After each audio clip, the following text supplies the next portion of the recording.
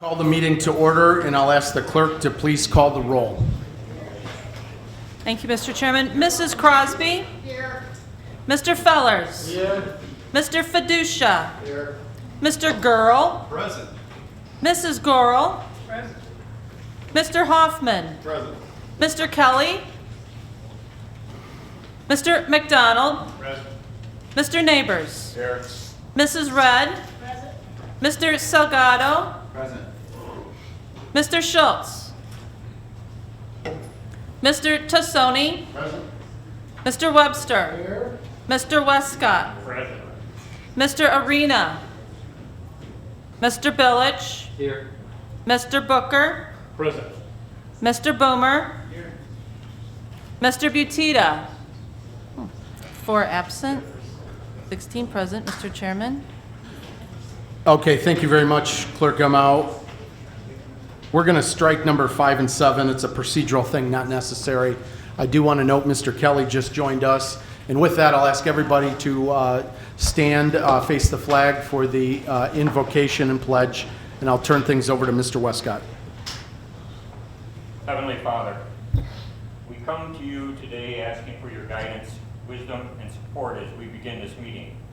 Help us to engage in meaningful discussion, allow us to grow closer as a group, and nurture the bonds of community. Fill us with your grace, Lord God, as we make decisions that might affect students, staff, faculty, alumni, and friends, and the county board, all schools, and to continue to remind us that we are here today and we will accomplish this for the pursuit of truth, for the greater glory, you, and the service of humanity. We ask these in your name, amen. I pledge allegiance to the flag of the United States of America and to the republic for which it stands, one nation, under God, indivisible, with liberty and justice for all. We have no public comment tonight, so we can go right into our budget discussion. I'll ask Mr. Salgado if he wants to come up for the discussion, and I'll let him, when he gets up and settled, open things up for our main piece of business this evening.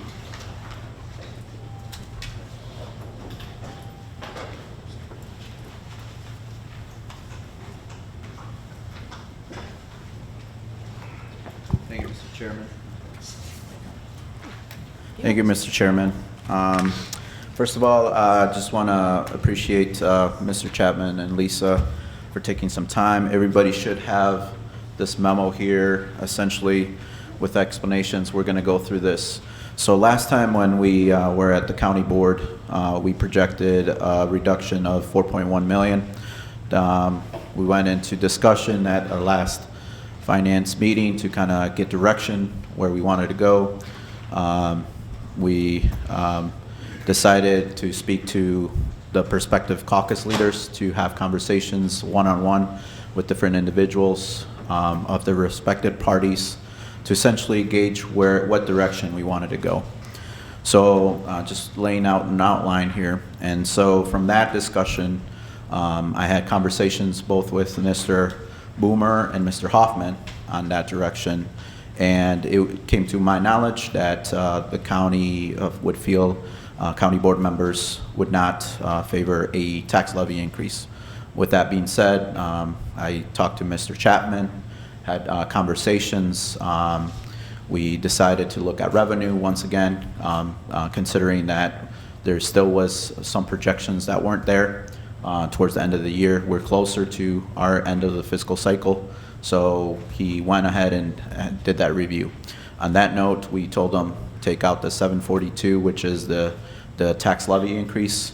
And then one other thing that we had a discussion was the 911. We took that out as we essentially put it back, taking it out from the reductions. So if you look at page 1, everybody, it's the general and PST fund fiscal year 2020 budget changes. So, like I said, we started at 4.8 million. That was our deficit. That was our original deficit. So that's why you see the 4.8 million. The next piece is then Mr. Chapman and Lisa did the due diligence to go through the revenue estimates again and look at areas where they felt that they were being conservative on that perspective based on the new projections, since we are towards the end of the cycle. And they were able to find an additional $1.4 million to support that.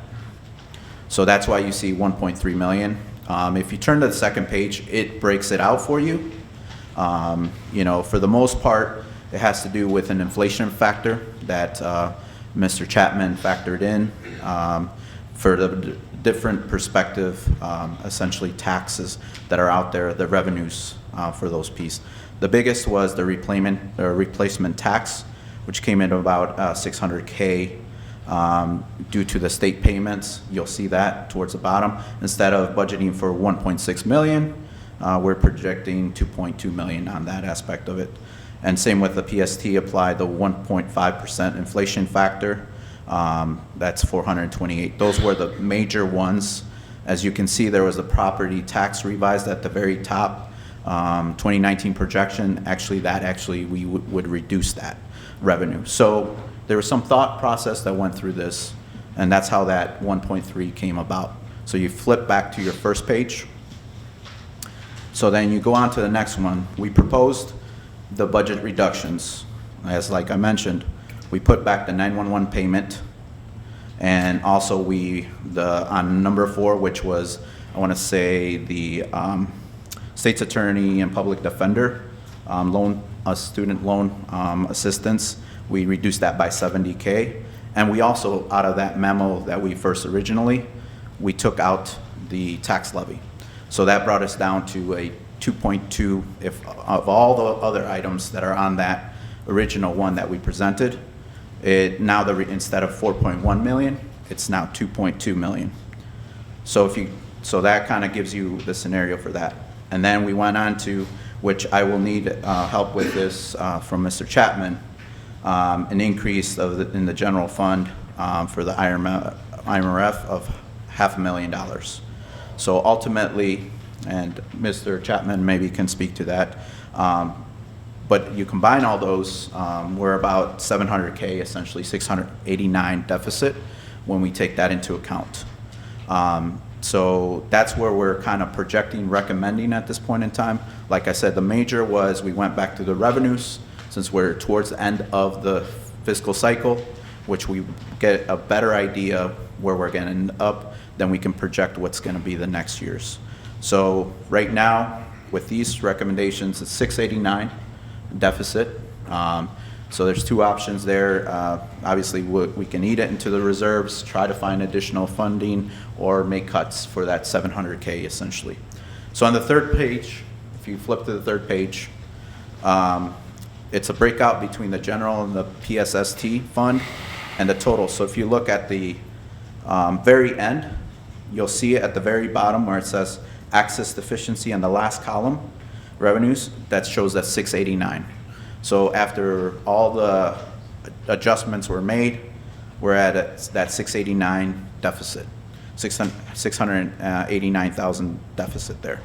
So you'll see it there. And obviously, if we do that, our ending required reserve balance is 24.3 million essentially, which is about $3 million over what is our required 25% reserve of 21.5 million. So that gives you a sense and idea where we're at. I think that paints the picture for everybody. Don't know if you guys have any questions. I'll open it up. I think I kind of did a brief overview. You can ask questions about the revenue, how they arrived to that, whatever questions, get out your calculators if you want and start adding if you want. And we can go from there, whatever questions you guys might have. I'll open. I don't see any hands pop up immediately, but I'm sure there'll be a few. Thank you, Mr. Salgado. I'll kick it off with a couple of questions. Maybe it's for Mr. Chapman.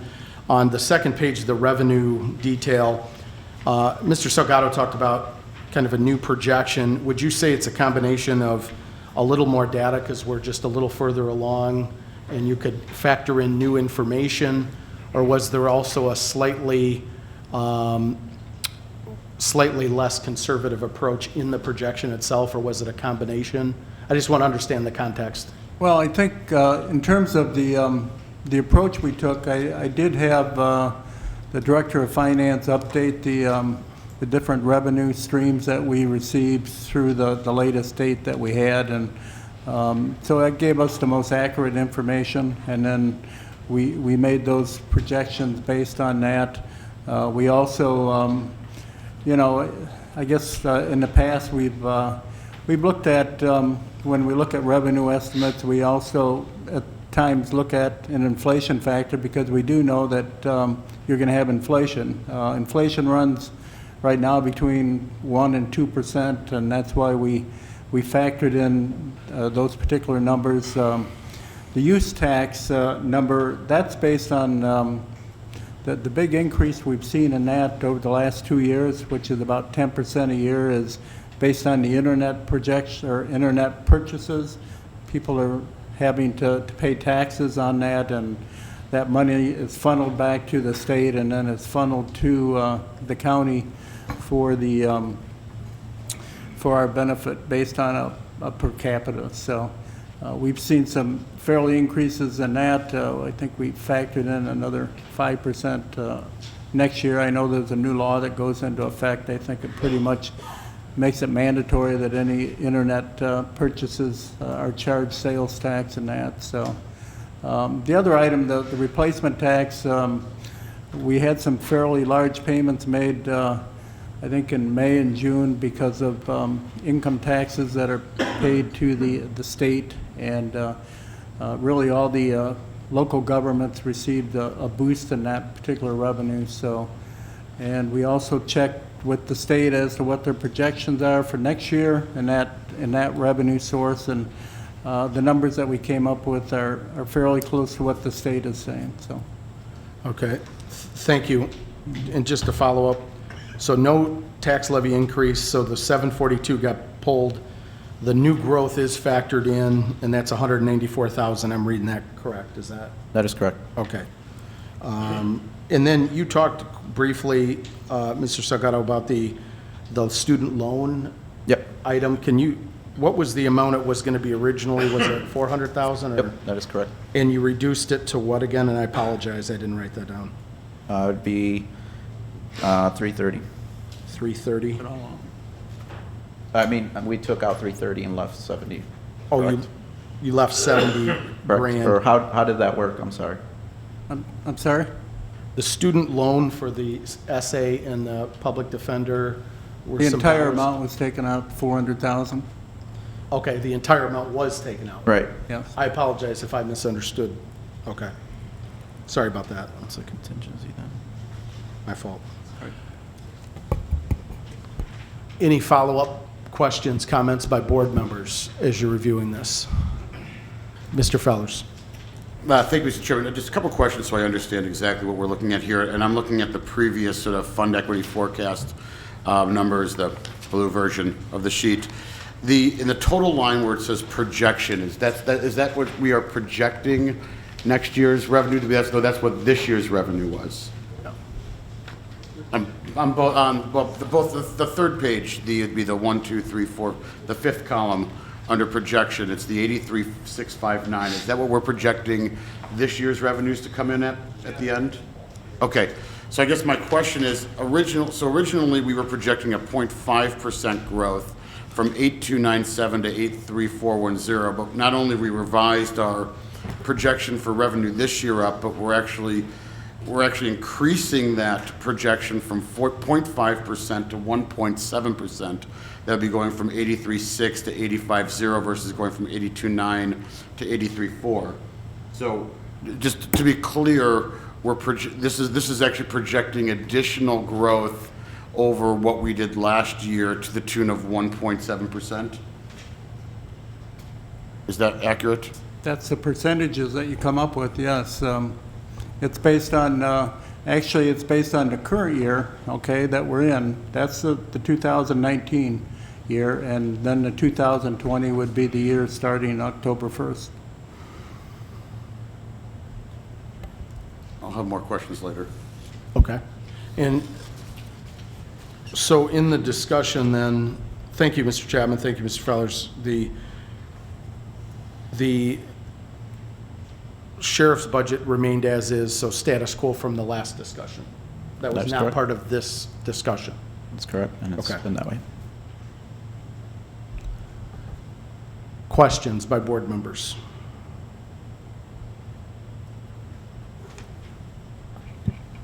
Oh, I'm sorry, Mr. Booker. Thank you, Chairman. Mr. Chapman, just wondering if you're familiar or aware of the U.S. Supreme Court's recent decision where out-of-state retailers will be charged a 6.25% increase in out-of-state purchases. And is that factored in? It begins October 1st.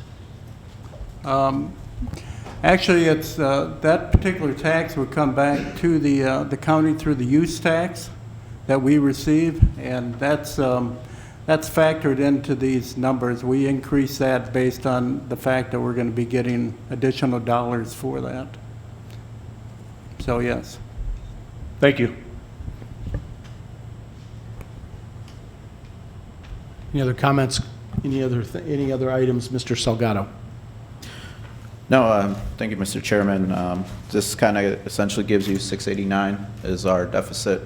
So two things can happen here. Like I said, if you want to reduce it somewhere else, we can certainly do so. If not, these would come out of the reserves at this point in time. I'm sorry, Mr. Kelly. Please refresh my memory. Is the 1.7 million that we restored to sheriff's budget or the previous year included in the base for this budget? It does not include the 1.7. Does not include the 1.7? Just correct. Based on what was agreed upon the lawsuit, yes, that's what we went with. Okay, thank you. Yes. Thank you, Mr. Kelly. Thank you, Mr. Salgado. White group.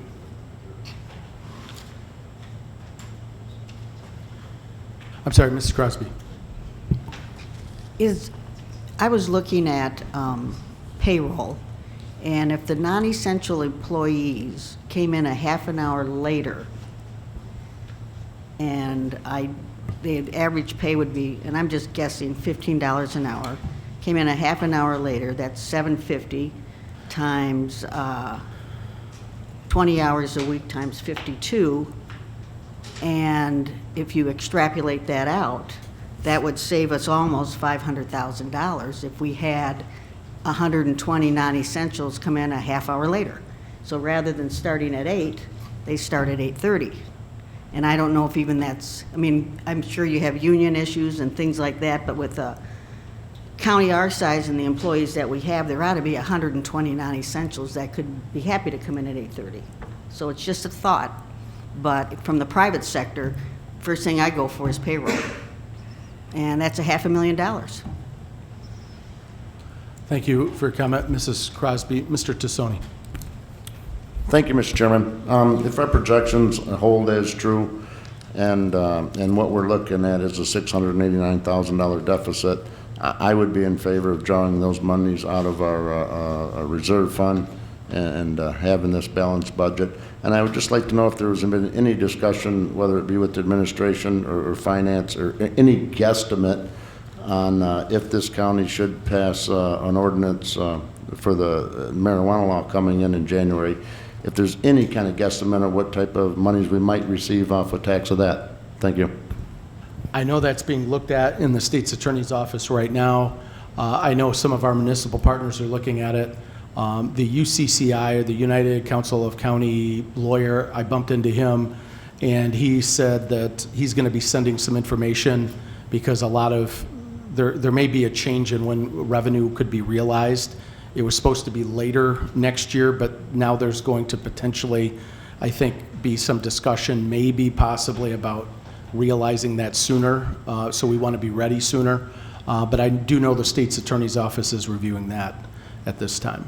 Anybody want to add anything to that? I know South Beloit took some action. McChesney and the city of Rockford are looking at that as well. Mr. Fellers? Thank you, Mr. Chairman. Yeah, I've been looking into this as well. I mean, we can do 3.25% on the unincorporated areas, and we can even provide a 0.75% sales tax on the municipal areas. So that would be in addition to, say, what Rockford or Loves Park chose to do. We could even collect a portion of that. So I'm curious to see what the state's attorney's office comes back at, but this should be something that we should probably run through the finance committee sooner rather than later if this is just, we want to go this direction. Mr. Chairman, if I may. Yes, Mr. Salgado. Yeah, just want to be cautious about that. Just want to make sure that we're listening to all constituents as well. Not saying that we're gung-ho, we're going to do it. Just let's be cautious about it. There's obviously been letters being sent out on the recreational marijuana, so I just want to point that out as well. Don't want to say that the county is just heading in that direction. We'll take a look at it from my perspective, make sure everything has been vetted. I'm not saying that we're not going to do it or we're going to do it, but we need to take our time and make sure that the public is aware and where we're heading and make sure that we have everything in place, especially where the money's going to go, the funneling of it, and making sure that, it's straight up and there is no, questions or after that trust factors and that go into it. So I just want to be clear on that, just for the record. Thank you very much, Mr. Salgado. Mr. Webster. Thank you. Going back to what Mr. Salgado said earlier and what Mr.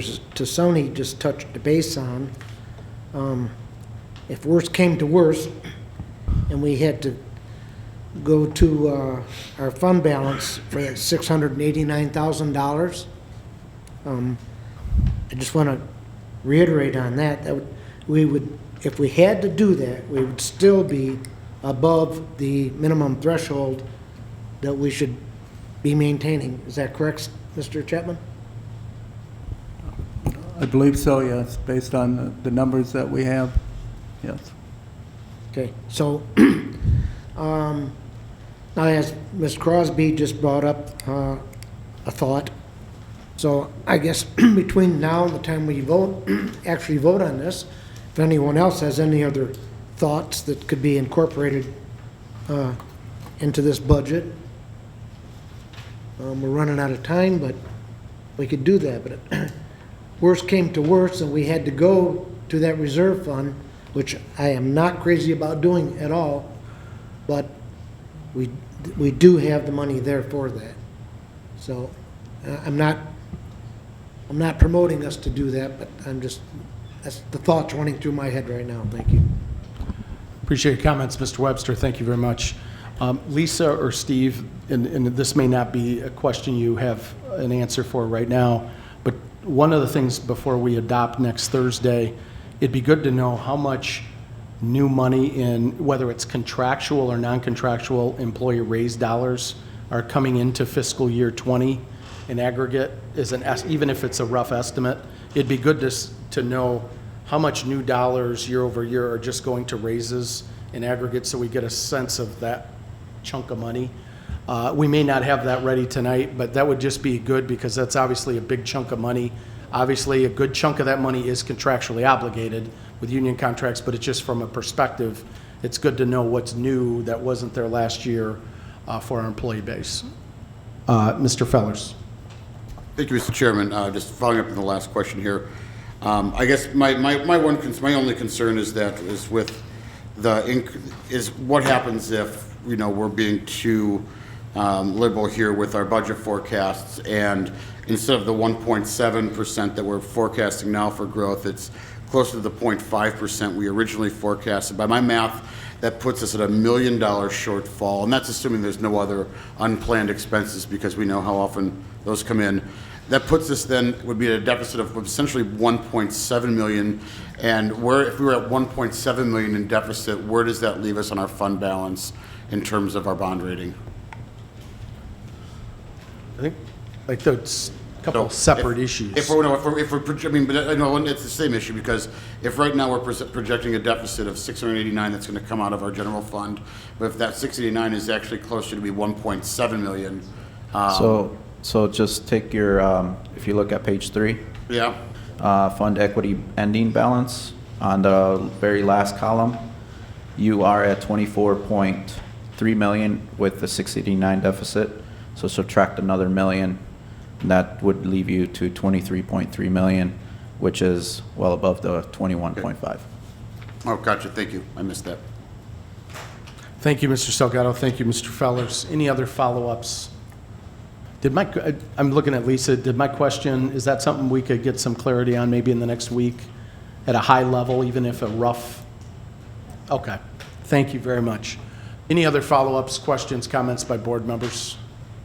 Would it make sense that if this is what we go with the revised revenue projections and in acknowledging they're a bit more aggressive maybe than initially projected, that we obviously watch that first quarter, what actual projections come in at the end of Q1 fiscal year 20, and then could have some discussions to Mr. Feller's point, if things maybe need to be adjusted or relooked at then, as should always be the case. We do look at revenue quarterly typically, but that could be, I think that's a point worth making if we go forward with these revenue projections. Mr. Fellers, a follow-up then Mr. Salgado. Thank you, Mr. Chairman. I think my concern would be, of course, if we are overestimating on our revenues, we cannot claw back monies. This board knows that very well.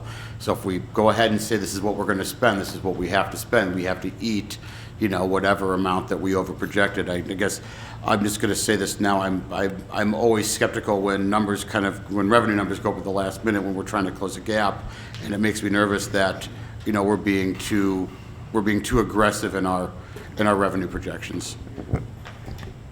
Thank you. Mr. Salgado. Thank you, Mr. Mr. Chairman. Fellers. Mr. Salgado. Thank you, Mr. Fellers, for those comments. I think they're valid. I had the similar conversations with Mr. Chapman, and having those discussions, they went through and did their due diligence, like I said, based on the projections. We're essentially a month, about 15 days or so that we're going to come to our fiscal end cycle. So we got better projections on that. That's one piece of it. The second piece of it is just want to let you know that this year has been a very, and I would say it falls back on my leadership here as the finance chairman here on following up on quarterly reports. And I know we talked about metrics and stuff like that, but things got lost in translation, I think, with everything that has transpired this past year, internally and both with departmentals. So we kind of lost sight of that, and you saw me complaining a little bit towards the end of this budget cycle, county pounding my fist on the table, saying, "Where are you guys at? Where were you guys at? What direction do you guys want to go?" I strongly feel that we had a good budget plan going into this fiscal cycle. However, things got derailed left and right. We didn't stick to the plan, and this is where I say I think the finance, as finance chair, kind of dropped the ball on that aspect of it. But had good conversation with Mr. Arena, on trying to implement different things. This is part of the process. We just got to start early. 6 months into it, we got a good understanding where we're at, where we need to be, and projecting essentially not just 1 year, 3 years, but 5 years. So we're going to work hard in that finance committee. That's one of the things. I know we tried really hard with the sheriff's department. I know they came through and did a quarterly report and out briefing on where they were at and things that were going on within the department. I think that was really good. So those are the things. We're also going to be looking at efficiencies. Big piece of it is going to be that. Where can we do? I had a couple of emails from individuals, constituents, cut out the waste. We'll see. We just don't have the time right now to go line by line item right now to make that decision strategically. More importantly, because as it's been said, if we start cutting departments where they're the biggest revenue generators, then guess what? Our revenue is going to go down. So we have to be strategically about it. Where can we make strategic cuts, essentially, or efficiencies, more importantly? That's what we have to look at. And so that's what I'm going to encourage the finance, and I'm going to challenge the finance team, the committee, to work really hard with our finance team that we have out there with our current county administrator and whoever becomes the next one to kind of push those items, because I got to the point where, once again, to Mr. Feller's point, we're at the last minute, 12th hour, trying to make a decision. It's just to decide we're going to cut here or make these drastic cuts, or like you would say, revenue projections a lot higher than what they are. From my standpoint, I think we did everything we could on the revenue side to vet out that. So more to come. Like I said, I'm disappointed in myself and the leadership that we did this year as well. But once again, we had many distractions. I think we've progressed pretty well on it. So we'll get the ball rolling, and hopefully we can get something accomplished. Thank you, Mr. Salgado. Any follow-ups? Mr. Webster. Yeah, just real quickly, Jaime, don't beat yourself up over this. I think that you have immersed yourself into this probably more than most would. We need to remind ourselves that we're elected officials. We're not schooled in many things that come before us. That's why we have hired professionals like Mr. Chapman, like the rest of the finance department and all of our other departments as well. So these people are trained and schooled to do things. For us as county board representatives, all you have to have is a nice smile and a wave or whatever to get elected for these jobs. And so we're thrown into the mix, and all of us come from various backgrounds in that, but really none of us are, with the exception probably of Mr. Schultz, none of us have really been hired to be financial experts. So kudos to you for what you have done. I appreciate the work you've done and the hours you put in on it. Thank you. Thank you, Mr. Webster. Mr. Hoffman. Thank you, Chairman. Jaime, as your caucus chair, I couldn't be more proud of you. I think you've done a fine job. There's been some turbulent times this year, and you overcome them. So I'm agree with Mr. Webster. Don't beat yourself up. You've done a fine job. Thank you, Mr. Hoffman. Any other comments? Seeing none, entertain a motion to adjourn. A motion by Mr. Hoffman, second by Mr. Fellers. All those in favor signify by saying aye. Aye. Thank you. Have a great night.